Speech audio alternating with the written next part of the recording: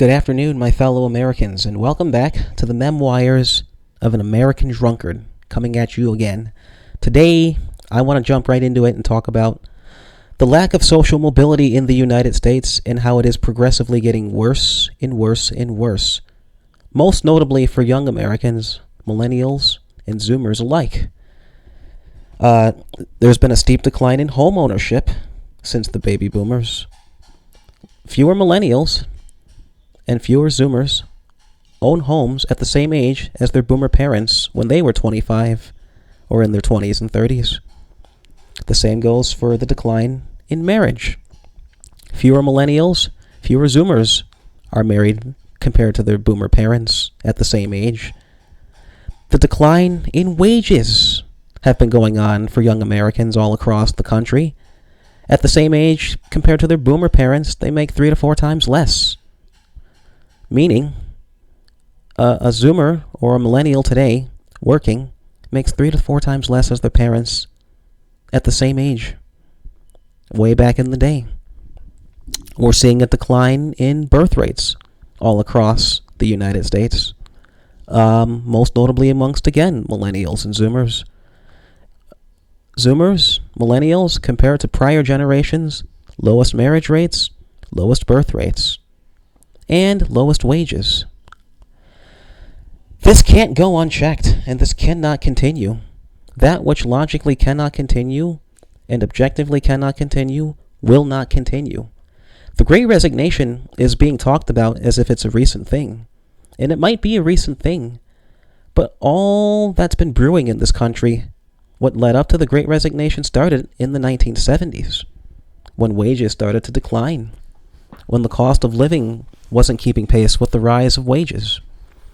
These trends haven't just started with COVID. I know that's what the elites like to talk a lot about because it makes them seem like they're getting onto something, but the truth is far, far worse for the projection of this country, the future projections of this country. There are future projections that young Americans today will not have any retirement. They will not have any Social Security. Right now, as we speak, as I record, we have young Americans in this country, Zoomers, millennials, and even older, even Gen Xers, living paycheck to paycheck to paycheck.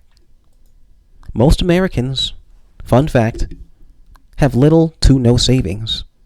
They have little to no savings for an emergency, and they have little to no savings for retirement. Wages have steadily been on the decline and stagnant, but the cost of living has gone through the roof. We always hear about how great the economy is doing and how much the economy has grown and how GDP has gone up, but I've said this before in the past, and I'll even say it here. When you want to measure the social fabric and well-being of any population, the last thing, and I do mean the very, very last thing you should go to is GDP. GDP increase really only applies to the top 20%. All the CEOs that you hear about getting these bonus increases every year, that's the money not being trickled down to the rest of the American populace. Every year they get bonus increases. They get wealthier and wealthier and wealthier, but the middle class gets smaller and smaller and smaller. The working class now, with the Great Resignation, is getting smaller and smaller and smaller. These are problems that have been going on in this country affecting young Americans for decades now and for some time. It's not really being talked about in the mainstream, but it's because it's not being talked about in the mainstream that I only predict this will all get worse.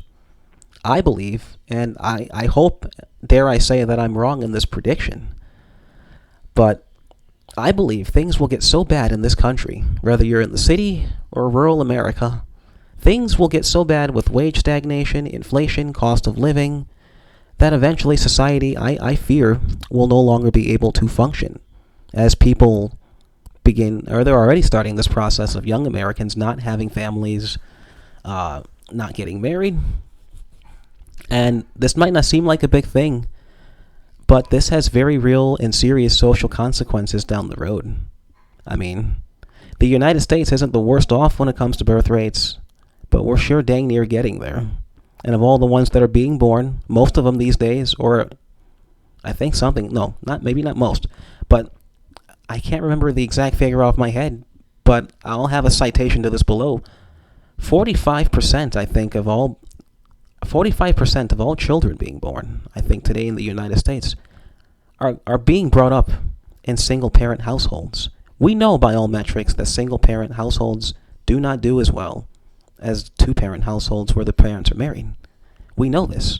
On every objective, measurable scale we can think of, whether it's in education attainment, high school completion, career, future job prospects, literacy rates, you name it, single-parent households fall in dead last. And we know this. But look at this American culture today and how it's set up. Look at what the media propagates all over inside of America. Single mothers are propped up as heroes.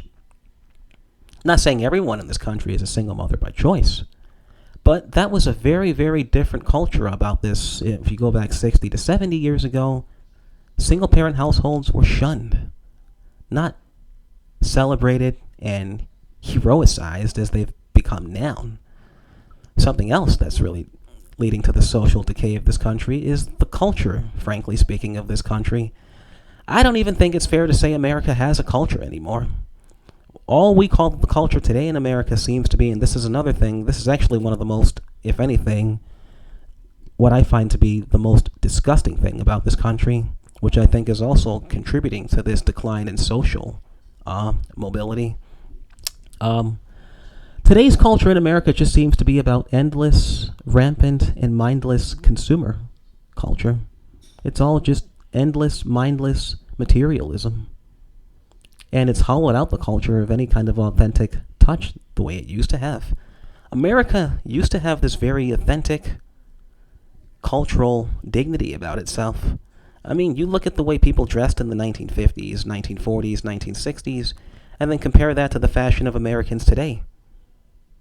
You compare it today to what they were back then, I'm just going to be frank and honest, and I know a lot of Americans probably disagree with me, but 1940s, 1950s, 1960s fashion compared to 2000s, 2010s, 2020s fashion, 2010s, 2020s, 2000s fashion, by comparison, it's shit. It is crap. The quality and caliber of American fashion has also been on a steep decline, something I'll talk about in a later video. I'm kind of digressing a little. But point in case is, I see no bright future ahead of this country in terms of social mobility or the social fabric of it.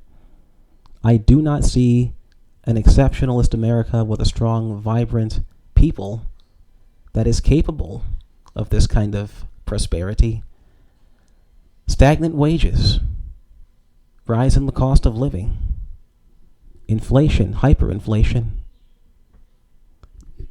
decline in marriage, decline in not even just marriage, but the relations between the sexes, period. Something I'll have to do a separate video about. But all the dots on all of these things connect. And when you connect the dots, it paints a very dim and grim and bleak future for this country. And I've got to say, and dare I say, if you can't afford it with your circumstances, I would definitely encourage young Americans in particular, if you can get out of Dodge, get the hell out of Dodge, because this country's ship is sinking. I predict before the end of the 2020s, this country will be in for a very rude awakening. Supply chain shortages are already happening as a thing. People can't find workers to keep food on the shelves. So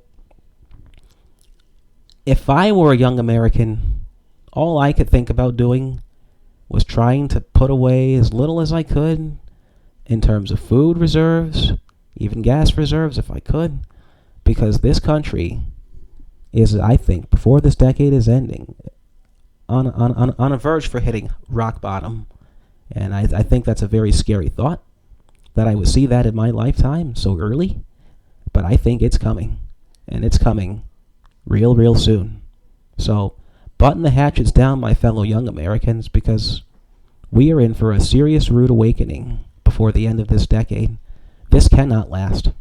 Stagnant wages, rise in the cost of living, hyperinflation, printing money like it's running water, destroying the middle class and any kind of social mobility to move out from the lower class into the middle class, because the middle class is what really defines America.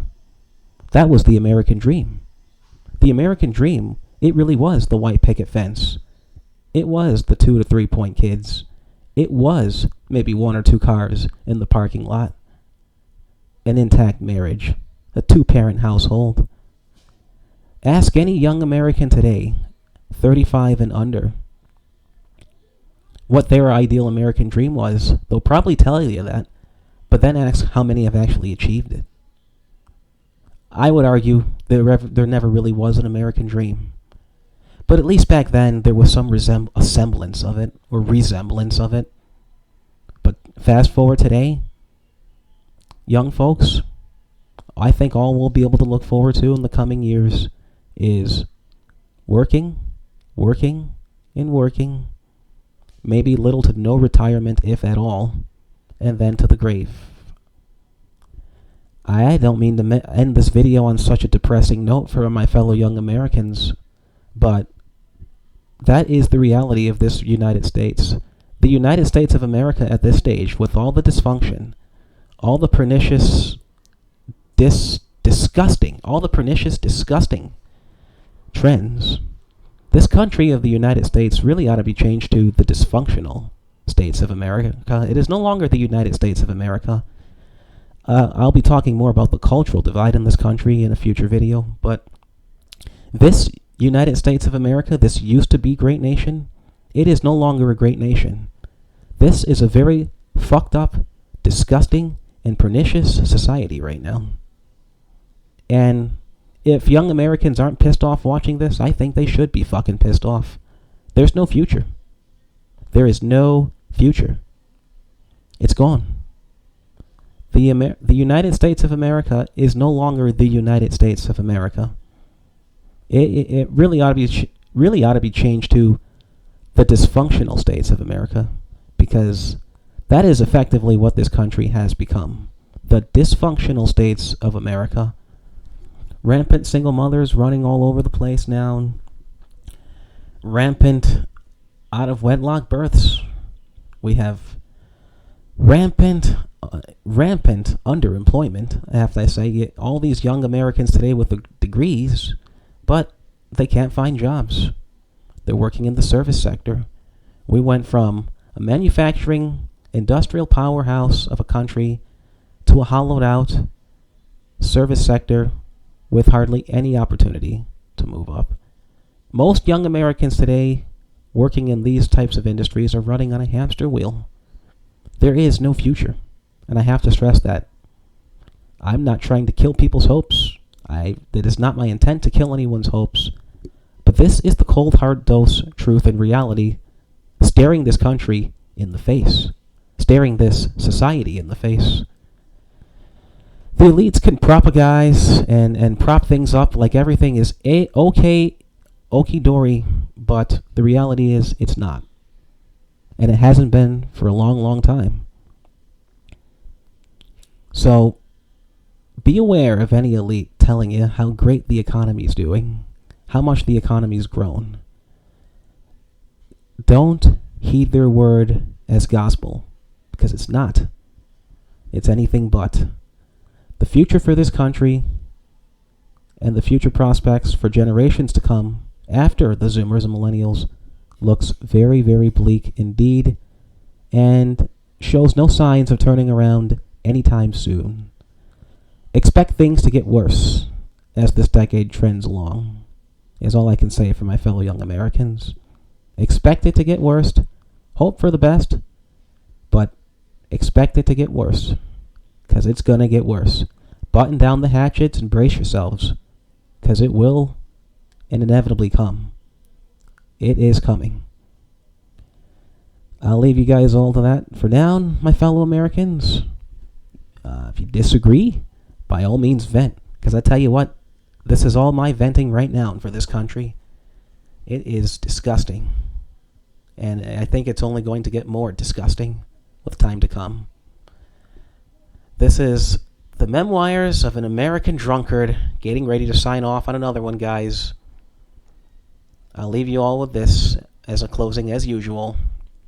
I pledge allegiance to the flag of the United States of America and to the republic for which it stands, one nation, under God, indivisible, with liberty and justice for all. This is the American Drunkard signing off.